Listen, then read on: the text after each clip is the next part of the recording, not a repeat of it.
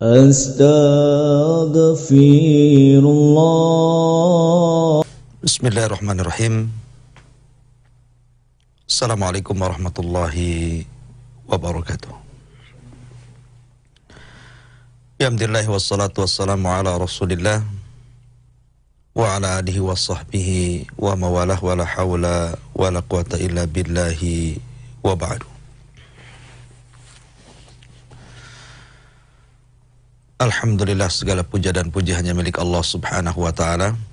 Di pagi yang cerah ini kita masih diberikan nikmat oleh Allah subhanahu wa ta'ala sehingga bisa bertalabul ilmi walaupun lewat media Hang TV dan juga Radio Hang. Tentunya demi keberkahan majelis di pagi hari ini kita hadiahkan salawat kita dan salam kita kepada Rasul kita Nabi besar Muhammad sallallahu alaihi wa ala alihi wasallam.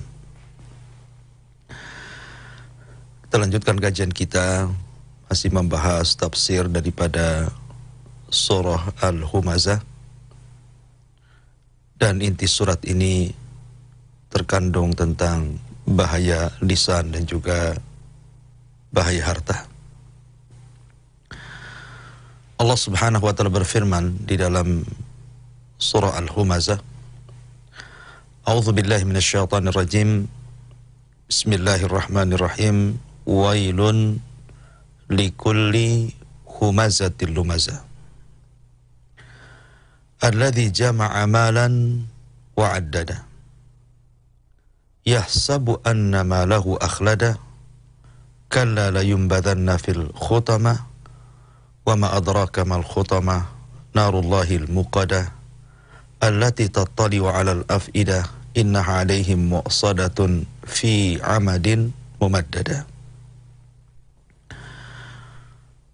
Ma'asyiral muslimin yang dimuliakan Allah subhanahu wa ta'ala. Allah subhanahu wa ta'ala memulai dengan kalimat wailun. Kita tahu bahwa dalam bahasa Arab harusnya kalimat yang diletakkan di permulaan kalimat adalah ma'rifat. Tetapi di sini Allah subhanahu wa ta'ala memulai dengan kalimat nakirah, wailun. Tentu ada faedahnya. Kata para ulama tafsir bahwa diletakkannya di awal kalimat lafdun nakirah, wailun, menunjukkan tentang adanya doa kecelakaan. Karena kalimat wailun artinya kalimat yang menunjukkan tentang celaan kepada manusia. Wailun artinya kehancuran, laknat, keburukan. Walaupun ada ahli tafsir yang mengatakan bahwa wailun adalah nama wadin fi jahannam, sebuah lembah di neraka jahannam yang sangat dalam, yang sangat gelap, yang sangat busuk dan menakutkan. Sampai-sampai jahannam sendiri senantiasa berdoa dan berlindung kepada Allah subhanahu wa ta'ala dari lembah yang disebut dengan wail itu. Artinya bahwa setiap dosa yang dimulai dengan kalimat wailun, dipastikan dosa itu adalah dosa besar. Dan kalimat wailun dalam Al-Quran banyak. Seperti Allah mengatakan wailun lil mutaffifin, wailun lil musallin alladzina hum an salatihim sahun. Termasuk di sini wailun likulli humazatil lumazah. Di sini Allah subhanahu wa ta'ala mencela kepada orang-orang yang disebut humazah dan lumazah. Humazah dan lumazah artinya mencela manusia, merendahkan manusia, mencari aib manusia, menggibah manusia, melaknat manusia. Itulah humazah dan juga lumazah. Ada yang mengatakan bahwa al-humazah bil fi'li wal lumazah bil lisani. Jadi humazah itu mencela manusia dengan perbuatannya, dengan isyarat lisannya, dengan isyarat matanya, dengan isyarat tangannya. Dan lumazah mencela manusia dengan lisannya, menggibah, mencaci, memaki, dan begitu seterusnya. Dan dua-duanya terkena wailun. Humazah sendiri wailun lahum, dan lumazah sendiri wailun lahum. Ma'asyiral muslimin yang dimuliakan Allah Subhanahu wa taala, terkadang di antara manusia ada yang Allah Subhanahu wa taala ciptakan seperti lalat. Kita tahu lalat tidak hinggap kecuali di kotoran. Maka ada manusia itu yang selalu mencari-cari aib orang lain, mencari-cari keburukan orang lain, mencari-cari cacat orang lain. Tajasus, masuk pada urusan manusia. Atau Allah Subhanahu wa taala terkadang menciptakan manusia seperti keledai. Kita tahu bahwa keledai adalah Allah yang cipta. Dan suara keledai juga Allah yang cipta. Tapi Allah Subhanahu wa taala katakan, "Inna ankaral aswat la sautul hamir."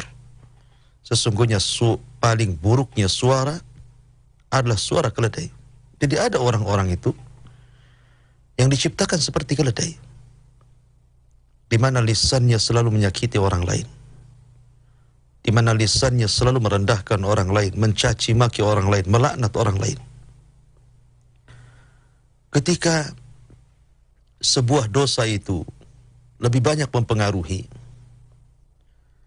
maka dosa itu dipastikan menjadikan sebab orang masuk neraka. Dan tidak ada dosa yang besar pengaruhnya melebihi dosa lisan. Humazah dan lumazah. Karena lisan, orang bisa berpecah belah. Karena lisan, orang bisa saling membunuh.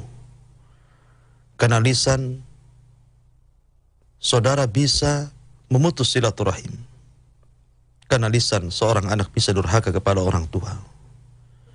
Karena lisan, orang yang tidak bersalah menjadi bersalah, dipenjara, bahkan mungkin diberikan hukuman.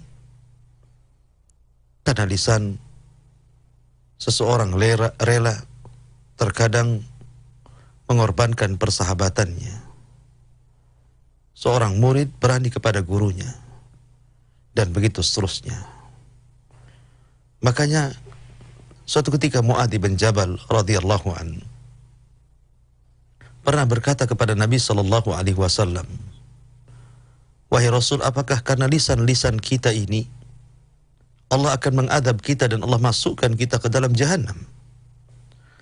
Maka Nabi sallallahu alaihi wasallam mengatakan, "Celaka engkau wahai Mu'adz, fahal yakubbun nas fi nari jahannam illa hasaidu alsinatihim." Celaka engkau wahai Muhammad, bukankah manusia banyak dimasukkan ke dalam jahanam melainkan akibat buah lisan-lisan mereka. Makanya kenapa seorang muslim dikatakan muslim? Karena al-muslimu man salimal muslimuna min lisanihi wa yadihi. Karena orang lain selamat dari lisannya, orang lain selamat dari tangannya. Seorang muslim harusnya menutupi aib orang lain. Man satara musliman fid dunya satarahullahu yaumal qiyamah. Siapa yang menutup aibnya seorang muslim di dunia, maka Allah akan tutup aibnya di akhirat. Betapa banyak manusia yang tidak adil. Ketika tidak suka dengan orang, dia bongkar aibnya, padahal dia tidak lebih baik daripada orang yang ia bongkar aibnya. Ingat bahwa kama tadinu tudan. Sebagaimana engkau memperlakukan manusia seperti itu, maka Allah akan membalas juga yang seperti itu. Ketika seseorang suka menyakiti, maka suatu ketika akan ada orang yang menyakiti Anda. Oleh karena itulah, maka karena dosa lisan ini banyak pengaruhnya kepada manusia, makanya Allah Subhanahu wa taala ancam dengan kalimat wailun likulli humazatil lumazah. Ma'asyiral muslimin yang dimuliakan Allah Subhanahu wa taala. Kemudian Allah mengatakan alladzi jama'a malan wa 'addada. Ada yang mengatakan bahwa ayat ini turun kepada seorang yang bernama Akhnas ibn Syurek. yang selalu menghibah Nabi SAW dan mencela Nabi. Ada juga ayat ini turun kepada Umayyah ibn Khalaf dan juga Ubay ibn Khalaf. Yang keduanya manusia paling celaka di zaman Nabi SAW. Dan juga ada yang mengatakan bahwa ayat ini turun kepada Al-Walid ibn Mughirah. Artinya bahwa ayat ini telah diketahui turun kepada siapa? Ma'ruf orang-orangnya, ma'ruf sifat-sifatnya. Tapi Allah Subhanahu wa ta'ala tidak mencantumkan nama-namanya, hanya mencantumkan sifat-sifatnya. Humazah dan lumazah. Alladhi jama'a malan wa'addada. Kenapa? Karena al-ibratu bi umumil lafdi la bi khususis sabab. Ibrah dalam Al-Quran itu bukan sebab turunnya kepada siapa, tetapi karena umumnya lafad. Artinya humazah dan lumazah alladhi jama'a malan wa'addada akan senantiasa ada pada setiap zaman dan tempat. Akan ada orang-orang yang suka merendahkan kaum muslimin. Akan ada orang-orang yang senantiasa mencari-cari aib kaum muslimin. Akan ada orang-orang yang suka menggibah kaum muslimin. Dan akan ada orang yang selalu tabiatnya seperti itu. Merasa paling mulia, merasa paling hebat, merasa paling ini, sehingga akhirnya merendahkan orang lain. Lah kalimat jama'a malan wa'addada, orang-orang yang mengumpulkan harta kemudian menghitung-hitungnya. Jadi Umayyah ibn Khalaf dan Ubay ibn Khalaf ini dua orang yang bersaudara, dan keduanya manusia yang paling celaka di zaman Nabi SAW. Sebagaimana kebiasaan orang-orang Quraisy, li'ila fi Quraisyin ila fihim rihlatas syita'i was-saif. Jadi mereka punya perjalanan dagang di musim syita, di musim dingin, dan di musim saif, musim panas. Ada yang mengatakan Umayyah kalau berjalan di musim panas dia ke Yaman, dan saudaranya Ubay ke Syam. Dan apabila mereka datang dari berniaga, maka setiap malam mereka menghitung dananir, uang dinar-dinar mereka. Mereka bolak-balikan uang tersebut, takut ada yang kurang, takut ada yang hilang, takut dicuri orang, dan begitu seterusnya. Sehingga Allah Subhanahu wa ta'ala katakan jama'a malan wa'addada. Lalu apa kaitannya humazah dan lumazah dengan jama'a malan wa'addada? Karena biasanya orang yang suka merendahkan orang, yang suka menghina orang, yang suka mencari-cari aibnya orang, adalah orang-orang yang Allah lebihkan dari segi kekayaan. Biasanya orang-orang kaya, orang-orang yang diluaskan rezekinya, kalau dia orang jahat dan bukan orang saleh, maka dia akan takabur dan sombong.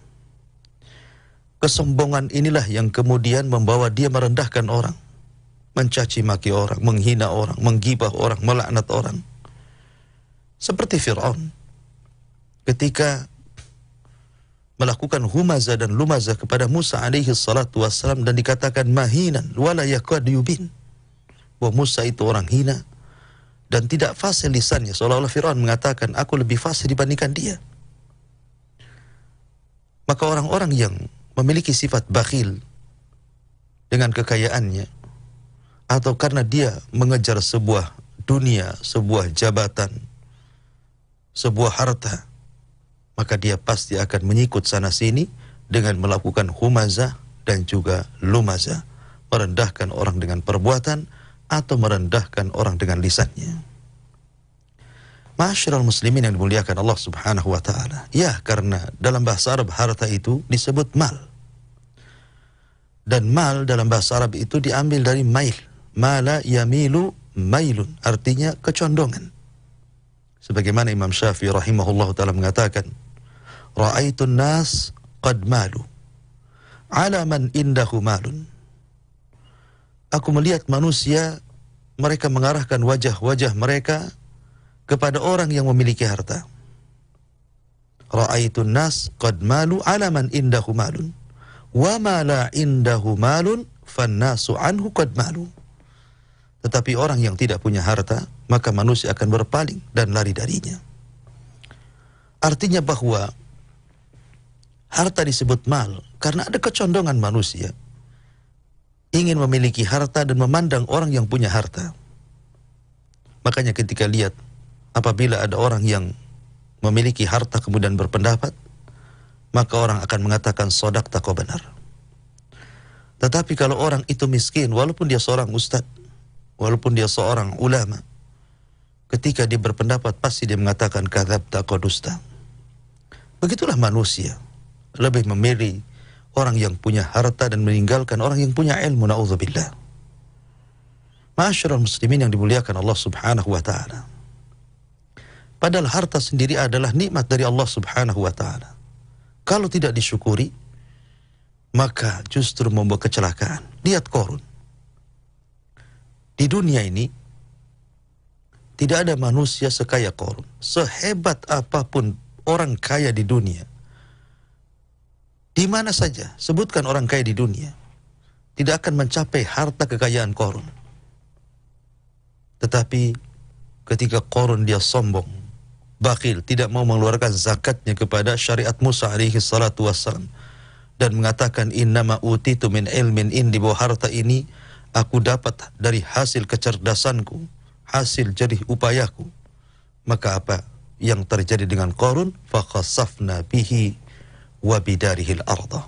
Kami tenggelamkan Qarun dan seluruh kekayaannya ke dasar bumi. Begitulah percontohan malun saleh li rajulin saleh. Bahwa harta yang baik itu kalau dikelola orang baik, sebagaimana harta itu menjadi buruk apabila yang mengelola orang jahat.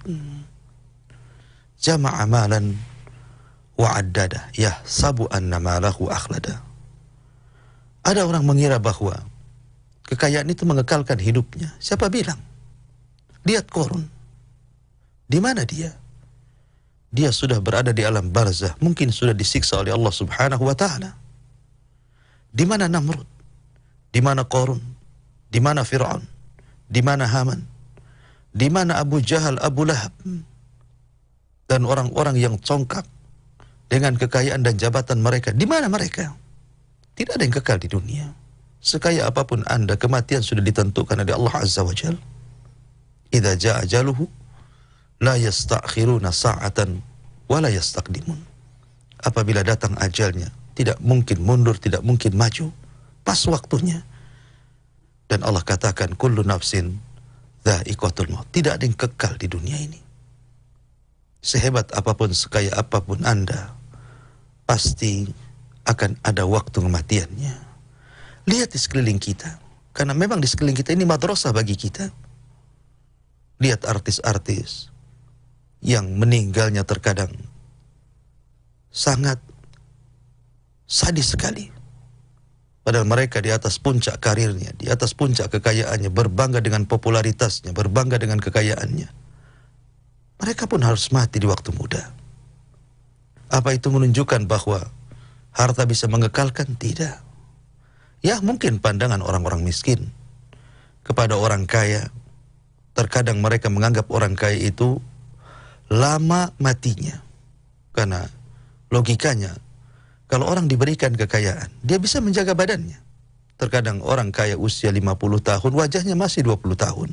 Karena mungkin rajin merawat badannya, rajin merawat mukanya, terkadang operasi sana-sini, suntik sana-sini, sehingga nampak muda.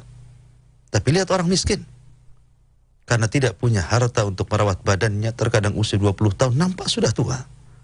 Sehingga orang-orang miskin memandang orang kaya itu seolah-olah dia kekal di dunia. Kata siapa? Ya. Di dunia ini hanya casing saja. Kecantikan itu akan pudar dengan panjangnya waktu dan berlalunya waktu. Kekayaan juga sama. Kan hakikat harta itu adalah tajmi wa tafrik. Kita kumpulkan, habis itu kita tinggalkan. Jadi rebutan ahli warisnya. Betapa banyak orang-orang yang dari kecil, kemudian dewasa, kemudian dia pun usaha, bertahun-tahun sampai dia tua. Sudah kebeli semuanya. Cita-cita dia sudah menjadi sebuah kenyataan. Rumah megah sudah ada, kebun luas sudah ada, rekening di mana-mana, usaha sudah jalan. Tiba-tiba Allah takdirkan meninggal. Lalu untuk siapa kekayaan ini? Rupanya menjadi rebutan ahli warisnya. Itulah hakikat harta at-tajmi' wa tafriq. Habis dikumpulkan, ditinggalkan. Ya. Ma'asyiral muslimin yang dimuliakan Allah subhanahu wa ta'ala.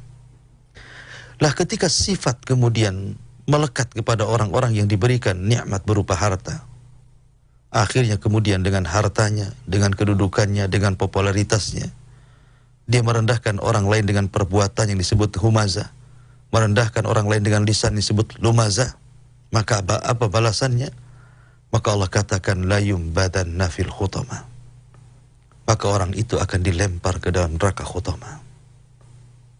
Nabat itu artinya dipaksa dan diseret. Khutama itu artinya neraka yakhtimu ba'duhu ba'da. Di mana khutama itu disebut khutama? Karena siapapun yang masuk ke neraka itu akan dibantingnya. Siapapun yang masuk neraka itu akan dicabik-cabiknya, akan dipatah-patahkannya. Ya al-jaza'u min jinsil amal. Bahwa balasan itu disesuaikan dengan amalannya. Sebagaimana di dunia dia sombong, takabur, sehingga merendahkan orang, maka di akhirat dia dihinakan Allah dengan cara dipaksa, diseret, dilempar, kemudian akan dipatah-patahkan oleh neraka khutama. Wa ma adraka mal khutama? Narullahil muqadah, neraka yang menyala-nyala. Narullahil muqadah, neraka yang menyala-nyala. Dan api di dunia ini hanya bagian daripada 70 api di akhirat. Itu saja sudah bisa membakar satu dunia. Bagaimana kemudian orang dimasukkan ke dalam neraka yang para penjaga malaikatnya ghiladun syidadun, yang sangat keras dan kasar, alaihim muqsadah, dan mereka akan ditutup dalam neraka itu. Kullama aradu an yakhruju minha uidu fiha wa qila lahum dhuqu adzaban nar. Apabila mereka hendak lari dari neraka, maka api akan mengejar dan menyeretnya dan dimasukkan kembali, dan mereka tidak bisa keluar fi amadim mumaddadah, karena mereka terikat dalam tiang. Bayangkan ketika sebelumnya Allah mengatakan allati tattali'u 'alal af'idah inna 'alaihim muqsadah fi amadim mumaddadah. Coba Anda bayangkan, seandainya seseorang kemudian diletakkan pada sebuah tiang, kemudian diikat, seperti orang sedang membakar daging dalam sate. Kita lihat sate itu. Maka sate akan dibolak-balikan di bara api. Tentu sate itu tidak akan langsung matang ke dalam. Dia pasti akan membakar di luar dulu. Kemudian mulai meresap ke dalam. Kemudian meresap ke dalam sampai akhirnya matang semuanya. Itulah gambaran orang-orang yang dimasukkan ke neraka khutama. Seseorang akan diikat di tiang neraka, sehingga orang tidak bisa keluar dari situ. Kemudian dikelilingi api dan tidak ada pintu keluar. Maka api itu akan mendekat. Kemudian pertama akan membakar kulit kita. Kemudian setelah kulit terbakar, maka masuk ke daging kita. Kemudian setelah daging kita terbakar, masuk ke tulang kita. Dan terakhir ke hati kita. Allati tattali'u 'alal af'idah. Anda bisa bayangkan. Ini siksaan luar biasa. Lain dengan orang langsung dimasukkan ke dalam api, selesai gosong. Ya. Langsung mati. Ini tidak. Dibuat mati pelan-pelan.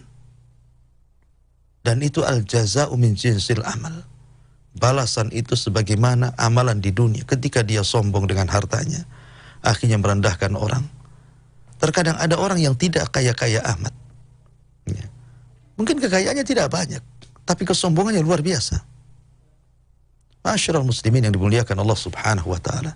Maka dari surah Al-Humazah ini bisa kita petik pelajaran tentang bahaya lisan dan juga bahaya harta. Lisan adalah nikmat dari Allah subhanahu wa ta'ala. Maka jangan mengatakan sesuatu kecuali kebaikan. Makanya Rasul mengatakan man kana yu'minu billahi wal yaumil akhir fal yakul khairan aw liyasmut.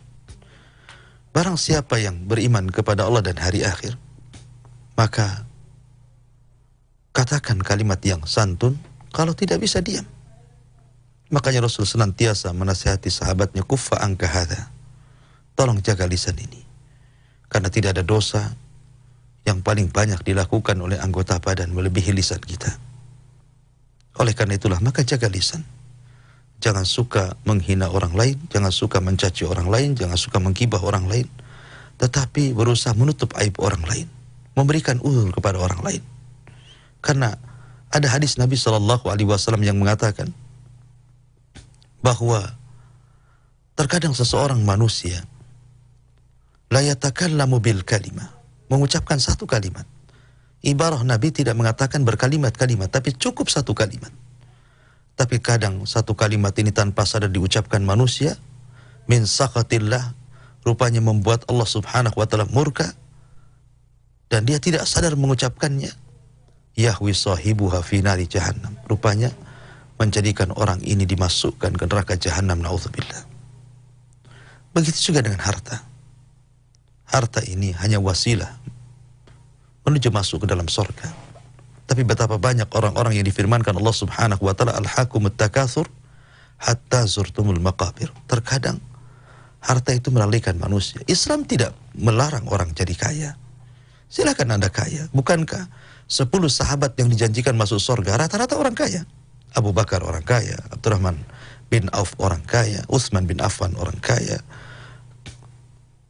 kemudian Zubair bin Awam orang kaya. Rata-rata orang kaya. Mereka para pembisnis hebat. Tetapi kekayaan mereka betul-betul diinfakkan di jalan Allah Subhanahu wa ta'ala.